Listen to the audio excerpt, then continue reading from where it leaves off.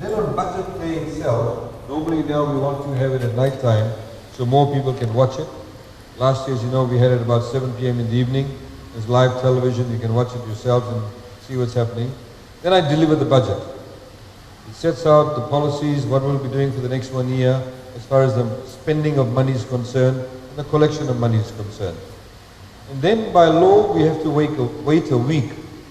Then the budget comes back to Parliament and then we debate it. Once we debate the budget, once Parliament approves it, then that budget becomes applicable from the 1st of August. Because our financial year starts on the 1st of August to the 31st of July the following year. That's why you see it being called the 2018 budget. So it starts in August 2017, ends in July 2018. Now, when we deliver the budget, the night we deliver the budget, nothing actually gets approved except one thing. If, for example, I stand up in the evening and say, we'll be charging 10% duty on cigarettes and tobacco. We'll be charging 10% duty on alcohol. Or we'll be reducing the duty on something, some food item or whatever the case may be. Those duty and tariff rates become applicable from midnight of that night. If I stand up at 7 p.m., make the announcement, soon after midnight, the tariff increases come into effect. That's how the tariff system works. So, let's ensure the process. Let's start very quickly. We'll go to the first slide, which is the economic performance. You hear people talk about economic growth, and if you see Fiji, I hope you can see, Fiji has been growing consecutively for the past 8 years. 3%, 2%, 1.4, 4.7, 5.6, 3.6. Over here, of course, we had Cyclone Winston. Now, because of Cyclone Winston, of course, your growth rates become slower. Because homes get damaged, businesses get damaged, farms get damaged, so the production level of the country reduces. But what it was interesting, we just had a meeting now with the International Monetary Fund, and they were saying to us that despite Cyclone Winston, we are still growing. Normally you'll find that after a major flood or cyclone, we actually go into negative growth. What you see over here, your Cyclone Mick, remember that? We went a negative growth rate of 1.4%. In other words, we did not grow, we regressed. This is an unprecedented situation where this is only the second time in Fiji's history since we've become independent that we've continuously been growing year by year for the past 8 years. Next slide, please. Now, what are the things that makes the economy grow? Certain things. Agriculture contributes about 0.3%, 3.1% towards that growth. Fisheries is very small, 0.02. Forestry is even smaller, 0.01. In the industry area, manufacturing is quite large. We manufacture a lot of things now in Fiji. We manufacture garments, we manufacture plastic tubs, chairs, all sorts of things. Included in this is also the manufacturing of sugar. We make also sugar. So that's what you have up there. The construction industry, of course, has also been growing. You see a lot of people building homes, adding new rooms to their homes, or fencing, etc. That contributes 0.33. Mining is about 0.4. Electricity and water is a little bit higher. Then you have what you call the services sector. These are like financial services, transport, wholesale, retail, accommodation, information communications. So this is all of these things here combined to make Fiji grow. Now for us as a government, we have to make sure that we're not dependent on one thing only, or one or two things. So if, for example, we're dependent only on manufacturing, say manufacturing contributed 95% towards our growth, and you had a cyclone, and majority of your factories got damaged, then your economy would really suffer. So this is when we stand up and talk about we want broad-based economic growth. It means we need to be able to have different things contributing towards the economy. I'll give you an example. Tourism contributes about 37% towards our GDP, but Australia, we have 51% of our tourism arrivals are Australians. 16% are Kiwis. The Australians and New Zealanders contribute nearly 70% towards our tourism arrival. That is not a good situation. Why is it a good situation? Because if the economies in Australia and New Zealand don't do well, of course their people won't travel as much. If they don't travel as much and we are very heavily dependent on them, then we'll suffer quite a lot. So this is what you call your risk management. So we want to get more Indians, we want to get more Chinese, we want to get more North Americans, we want to get more Europeans. So we have a dependency on those tourists also. It'd be nice to get maybe 20% Australians, say 20% Kiwis, 25% Chinese, 20% Indians or 30% Indians, whatever the case is. So if, for example, the Chinese economy does not do well and we get less Chinese coming, it's okay for us because we've got other countries as our source markets. So that's what you call your risk management. That's what we've been trying to do. Next one, please. So what are the things we look at to see if the economy is doing well? We have the figures. These figures are from the Reserve Bank of Fiji. So last year, between January and September, remember this included Cyclone Winston also, the value of building permits issued went up by 12.7%. Notice when people make an application to put up a new building, so we look at that, because obviously if they make an application, they're going to build. Why is construction very important? Just to build this hall, you need somebody to come and dig the foundation. You need somebody to come and lay the bricks. You need somebody to put the plaster. You need somebody to put the electrical cables. You need somebody to put the roof. You need the plumber. You need the painter. All these different skill sets you require. So when you have that, they all get paid wages. Or they get building contracts. When they get wages, when they get business, they have money in their pocket. When they have money in their pocket, they go out to the shop and spend. When they spend their money in the shop, they pay VAT. We collect VAT, we build more things for you. Because VAT is a source of revenue for us. When they have, when more people go to a shop and buy more things, the shopkeeper will say, oh, I'm very busy, maybe I need to hire 2 more shop assistants. So it creates employment. So this is how the cycle works. This is why we look at these things. If you look at the next thing over here, domestic cement sales. So we look at whether cement sales went up or not. People don't buy cement to keep it underneath the house. They buy cement to build something, right? So that's why we look at domestic cement sales. Imports of investment goods. These are like machineries and other things that people buy from overseas. If more people are buying investment goods, that means they are going to manufacture things. That means their factory is becoming bigger or they're setting up new factories. So that's why we look at that. And the other one is government capital expenditure, where government is spending money to build things. Build a road, build a bridge, build a school, nursing station, airport, jetties, bridges. The next slide, these are the things that actually went down in the period. Now, consumption indicators, these are the things that people normally sort of buy or, daily use. The number of new vehicles registered in 2016 went up by 27.5%. The number of second-hand vehicle registration went up by 7.8%. You can see there are lots of cars on the roads now. People actually talk about coming from, Nasino 9 miles in the morning to Suva and take over an hour. Why? There are a lot of people with a lot of new cars. When people are buying new cars, it means people have a bit more money in their pocket. That means they're getting access to finance. It means that the economy is doing well. New lending to wholesale trade went up by 13.2%. Imports of consumption goods. Now this lady, she's wearing a watch. This watch is not made in Fiji. If she's using nail polish, the nail polish is not made in Fiji. Some of this shirt she's wearing, maybe it's sewn in Fiji, but the fabric comes from overseas.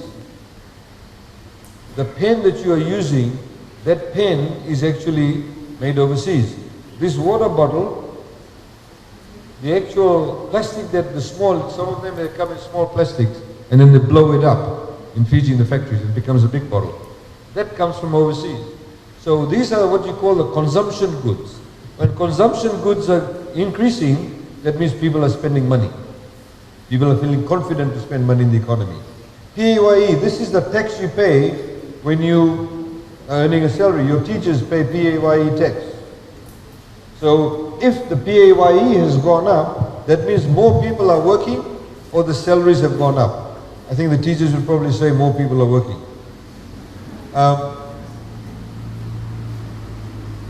New job advertisements.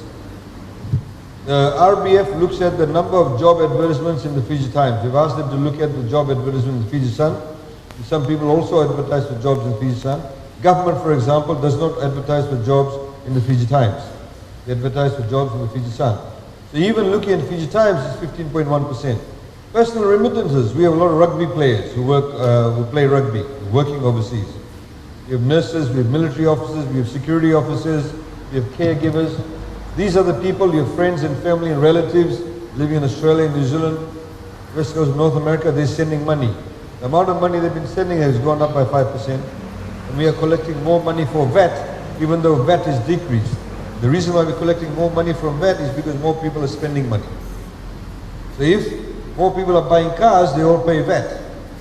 That means our VAT collection will go up. Millennium private individuals decrease. Now this is interesting. If you see the second-hand vehicle, just by comparison, in 2005, there were 6,088 second-hand vehicles on the road, new ones. And new vehicles are 3,363. Compare it to now, last year. Instead of 6,000, now it's 10,000. Instead of 3,000, now it's 4,000, or nearly 5,000.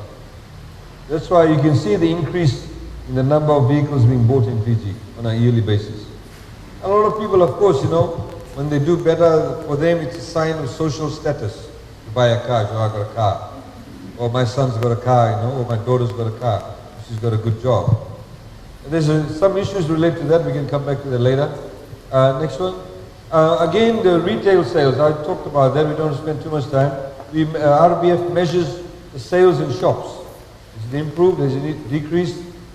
So it's been growing, of course, quite significantly. Over here it went down because of Cyclone Winston. Now the other important one is inflation. This is how much the price of goods are going up by, generally. Your, what do you call a consumer price index. Let people use CPI to adjust things. You can see the inflation has been well below 2%, generally speaking. We've been trying to maintain inflation. Many countries have an inflation rate of 50%, 30%. I was reading another country today, in one of the African countries, the inflation rate is about 1,000%. Ours, we've been managed to keep it below 2, but you can see it went up. Why did it go up? Because of Winston. A bundle of beans used to cost $5 after Winston. Bananas, a small bunch, used to cost $20. Now the price is coming down. Yangona or kava or grog, as we say, is $110 a kilo in some parts of Fiji. But people still drink it at the same rate. That's the unfortunate thing. But $110, $120 a kilo, that contributes to inflation. But you can see it's coming down. It's coming down here because as more and more vegetables are grown, as more banana trees are grown, they start fruiting, as more people start planting yangona, the prices will come down because the supply will be able to meet the demand. That's how it works. Foreign reserve. This is something a lot of people don't understand. See this lady that I mentioned, her watch, her pen and all of that. When you buy these things from overseas, you'll be buying from Japan, you'll be buying from China, Australia, New Zealand, USA, Singapore, wherever it is that we buy things from. We deal in foreign currency. You don't go and buy the pen from Japan in Fijian dollars. They have the Japanese yen, you have the US dollar, you have the Australian dollar. So you need to, as a country, have enough foreign reserves to be able to buy those things from overseas. Almost a lot of things that you see over here. This screen is not made in Fiji. This laptop is not made in Fiji. All of these things. This mic that I'm holding is not made in Fiji. It has to come from overseas, or it does come from overseas. So you need to have the foreign reserves to be able to buy it. International benchmark says to look at whether a country is healthy or not, you need to have at least 4 months worth of reserves. At least 4 months worth to say that a country is stable. In 2005, we had only $549 million in foreign reserves, well below the benchmark. Today we have $1.9 billion in foreign reserves. So we are we are above the benchmark. We have about 5.2 months of foreign reserves. Of course, we want to be higher than that. The benchmark is 4, but we want to be obviously a lot higher than that. But we're in a very stable position as far as the foreign reserves is concerned. Let me tell you, when banks want to lend to Fiji, when they see whether a country is doing well, this is one of the key things they look at. Because a lot of countries have fallen and become bankrupt because their foreign reserves have been very low. In fact, one country in the Pacific at the moment, I was talking to a supplier who supplies food items to this country in the South Pacific. He said, we supply the goods, they don't actually pay us back, don't pay us for it for months, because the central bank does not want the foreign currency to leave, because they have very little foreign currency. That's how countries become bankrupt. So this is why the foreign reserves are very important. Now, right from the Alliance government days, since we became independent, there's been only 2 times in Fiji's history that we have not run a deficit. A deficit means, you'll hear us stand up in Parliament and say, we have a deficit this year, or budgeted deficit of 2%, 4%, 5%. That essentially means that all governments in Fiji have always spent more than what they have collected. Spend more than what we collect. So, you see these bars here, the longer the bar, the worse it is. The shorter the bar, the better it is. If it's above the line, it's fantastic. So, this indicates the negative figure. You can see what we have been trying to do, we have been trying to reduce the deficit. Then of course, we had an event over here, a flooding event, and we again started to put it down, went down to 1.6 last year, previous year. Because of Winston this year, it's 4.7. If Winston had not occurred, this bar would have been up to there. Because we spent about $208 million in this year's budget just to pay for some of the Winston works. For schools alone, $135 million. You're quite lucky in this side of Fiji, it did not get damaged as much. Some schools have been completely blown away.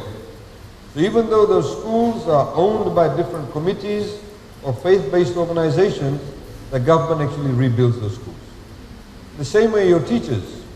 Some of your teachers are teaching in schools that are run by school committees or run by faith-based organizations, but all their salaries government pays.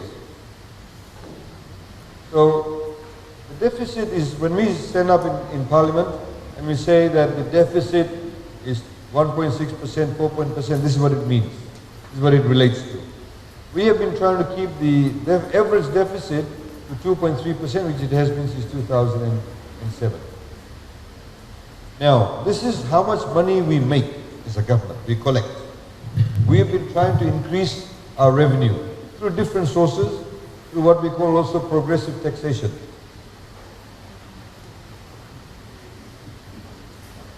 In 2004, the government made a revenue of $1.1 billion in that year. This year we were going to make $3.1 billion, nearly 3 times more. And we are focused on increasing government revenue, because the more money we make, the more savings we can have and less borrowings we have to do. It's very important to understand. So everybody should pay their taxes. We've been going after a lot of companies that have been chorrowing from the system. People have been nicking from the system.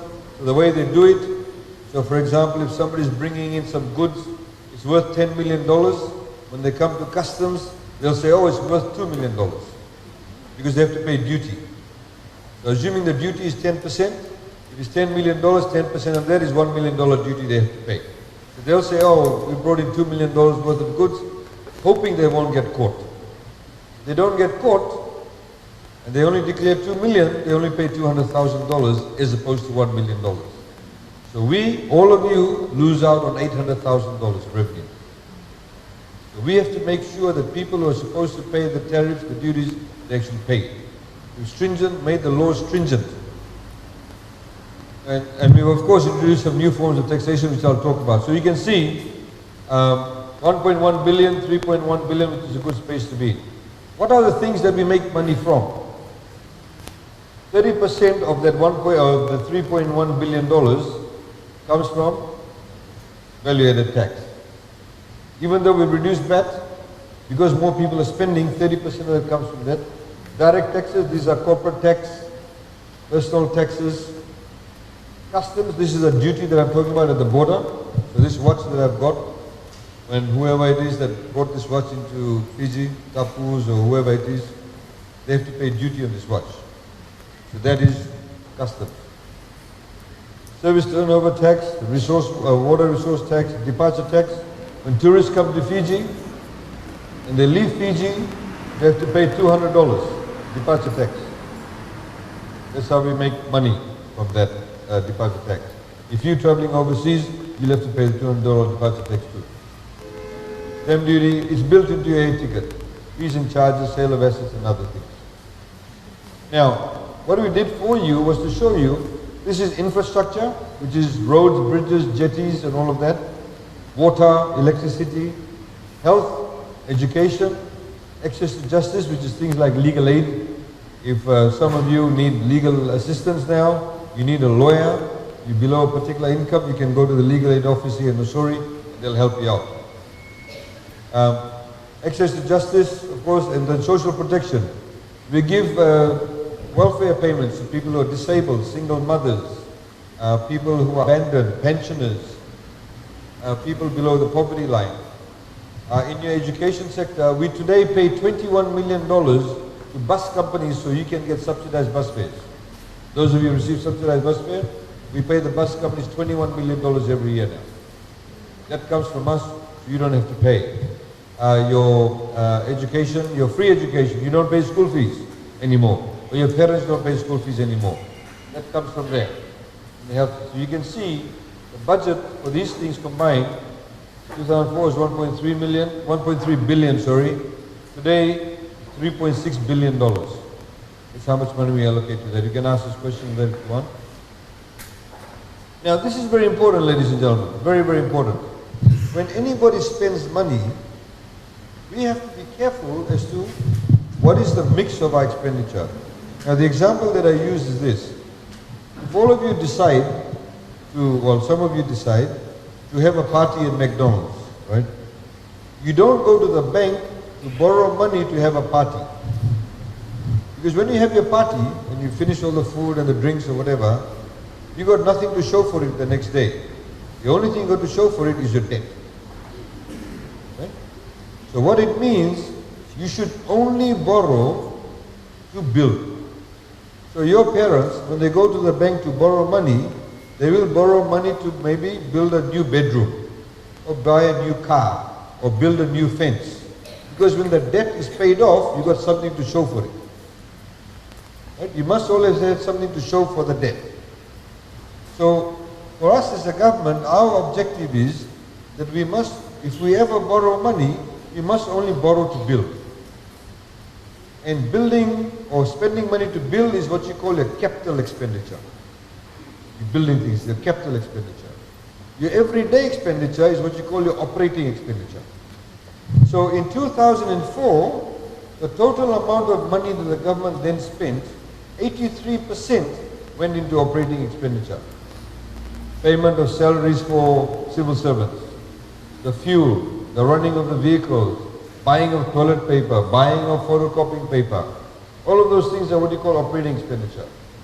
Only 17% of the total amount of money they spent went into building things. Today, today, instead of spending 83% in operating, we spend only 60%. But instead of spending 17% to build, we're spending 40% to build. So in other words, our expenditure mix is we're spending more money to build things. So when we build this road is being built here, got better footpaths, hopefully all the lights are now working. You got, it's an asset that will last. It makes Nosori town a bit more upmarket. When people come out of the airport, it makes it a lot more attractive. When you have better street lighting, you feel comfortable to walk down to the shop at night. These are the things that we are doing. There will be lots of other things we've done in other parts of Fiji. But if we had spent that money, maybe to buy flashy cars, or spend more money in painting our buildings, or other people's buildings, or increasing salaries, you have nothing to show for it the next year. So this is why this expenditure mix is very important. Next one, please. Funding for roads and bridges and jetties, just by comparison, 2004, overall they spent $55 million. Today we are spending $527 million. Now this is very important. I just wanted to highlight this point, given things like climate change. How many of you recently been to Nandi? Anybody been to Nandi recently? Oh, you guys got to get out of Nassori, man. If you go to Nassori, if you go to Nandi, you'll see there's a 4-lane highway that we've built coming out of Nandi Airport. And you'll see that goes all the way to Namaka and Matintar. One thing you'll notice is that there is no overhead power lines. None. The only thing that's sticking out is a street light. No wires. We put everything underground. Why did we do that? To put the electrical cables, it cost us $20 million more. The reason we did that, apart from the fact it looks good to have wires, don't have wires hanging all over the place, is that if you have a cyclone, the wires get blown down. Then you build it up again. You get another cyclone, it goes down again. Build it up again. So when we actually spend money for the future, that's what you call building resilience. You know, when Cyclone Winston took place, 6,000 kilometers of electrical cables went down. 6,000 kilometers. So all those power lines that had snapped or had fallen down had to be rebuilt. God forbid if we have another cyclone. They get blown down again, we have to rebuild again. But if they had all been put underground, no problem. They would have still had electricity. No damage. The other thing that they used to do in Fiji is that when they used to build roads and they have water, you know, there's water pipes, they used to build the water pipe underneath the road. Very easy. They build the road, they put the water pipe underneath. But what's the long-term effect? When there's a small leak in the water pipe, you don't even know about it. So the earth around it gets softer and softer and softer. And then when the big trucks come along, you get nice big potholes. You get the roads coming up like that on the edges, you see. So in Nandi, what we've done, we took out all the water pipes, put it on the side of the road. All the electrical cables were put on the side of the road. So if there's a water leak, you're going to fix up the water pipe, you dig the side of the road, you don't dig the road. These things cost money, but it's good for the future. Why should you damage one asset, which is your road, just to fix up the other asset? It's being smart about it. We have to be smart. And that's how a lot of the countries have progressed. Water and energy, again, we have expended a lot of money. You can see by comparison, 92 million, now we're spending $337 million. Those of you who live in the rural areas, we now have the rural electrification program. We also now do that for free. Before, people had to contribute 10%. So, you know, somebody wanted, if, for example, electricity came up till here, and there was a group of houses on the other side, and they had no electricity, the FEA would ask them, you contribute 10%. The cost of it is, you know, $240,000, you contribute 10%. Sometimes out of the 10 homes, 5 homes may make the contribution, the other 5 don't. So it doesn't get built. What we did was we returned all that money. Money was sitting in trust, and we said that we'll do it ourselves without any contribution.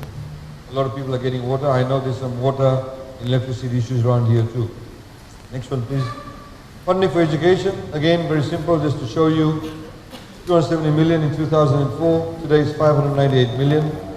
We've been asked a lot of questions yesterday on toppers and tells, if we can ask us questions on that, if you have any queries.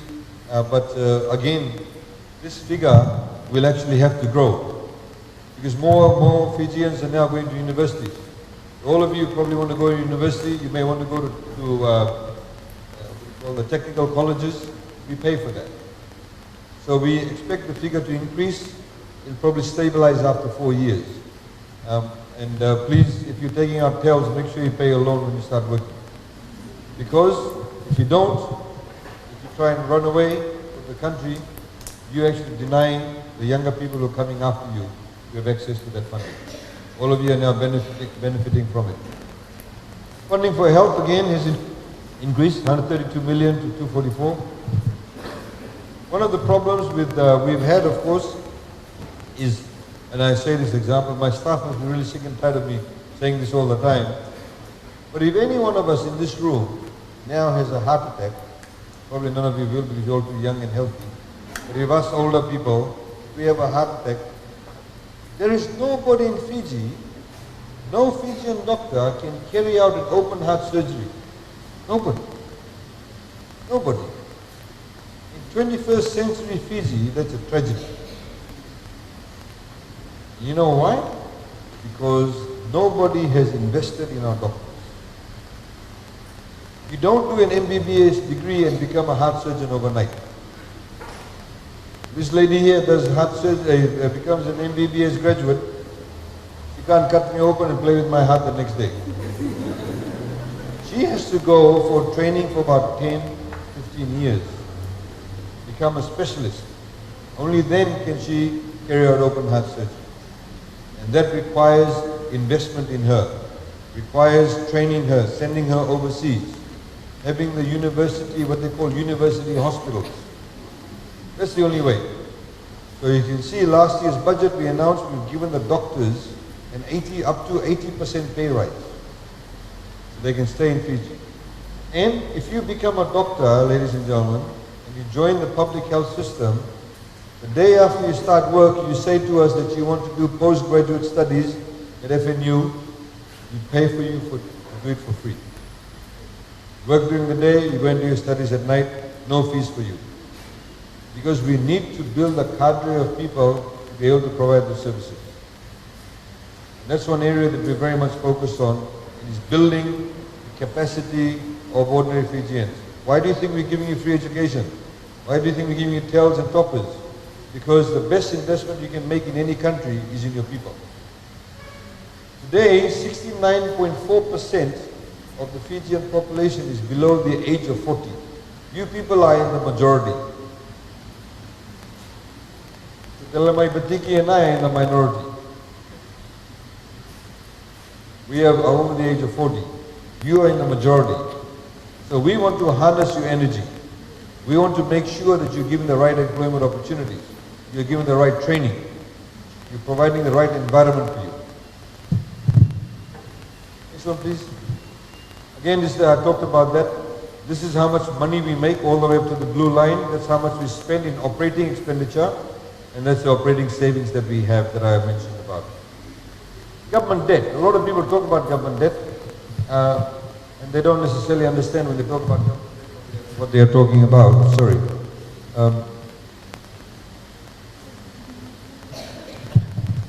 The main thing to look for is this line here. That's what you call a debt to GDP ratio. This is what you call the nominal amount. I'll give you an example. Assuming Fiji made $100, assuming our total wealth was $100, and we go and borrow $20. So you will say, what's 20 of 100? What percentage? 20%, right? So what you say is your debt to GDP ratio is 20%. In other words, your wealth is $100, you borrow $20, 20 of 100 is 20%. Okay? We all agree? Okay. Then assuming that Fiji's wealth increases from $100 to $500, you become richer, becomes $500. And then you go and borrow $50, which is double of $20. But what percentage of 500 is 50? Come on, mathematics. 10%. Thank you. So you see, $20 of $100 is 20%. And even though you borrowed now more than $20, because your wealth has increased, $50 is only 10% of $500. And so what you need to look at is your debt to GDP ratio, which is this line. Of course, this figure can increase, it can decrease. Now, if we, for example, at the moment our total GDP in Fiji is worth about $10 billion. Our wealth is about $10 billion, our GDP. Gross domestic product, GDP is gross domestic product, is worth about $10 billion. If we do the right things in 5 years' time, our GDP becomes $20 billion. Even if you went and borrowed some more money, as a percentage of your GDP, you'd still be less. So over here you can see our debt levels are declining, going down. And we have a target. We wanted to reduce it all the way down to 40% in the next 5 years. But you can see it increased. Why did it increase? Winston, our friend Winston. If Winston had not occurred, this line would have come down further. $208 million has contributed towards that. That's the issue. This is why we don't like cyclones. We don't like those kind of events. These actually cost money. There's a huge impact on individual lives. So just very quickly, the economy is of course growing for the past 8 years. Good prospects for the medium term. We see a lot of private sector optimism. A lot of people are willing to invest, buying new things. You see a lot of new car dealers coming to the market, a lot more products available. You know, you may not know this. You're probably all too young. Only about 10 years ago, we had only one mobile phone company in Fiji, Vodafone. The cost of one call at that time, for one unit at peak period, was 99 cents. Today, a call peak period is 23 cents or 22 cents. You know, you guys have 5-up, 7-up, all those things. We never had it in those days. Text messages was 50 cents. You think 20 cents is too much. That's how the market has changed. As a government, we had a policy, we said we need to bring in more, what we call liberalize the telecommunication sector. And as a result of that, because we allowed the technology to come in, we allowed more competition, and competition creates good pricing for consumers. So these are the things, how things have changed. It leads to a lot of optimism.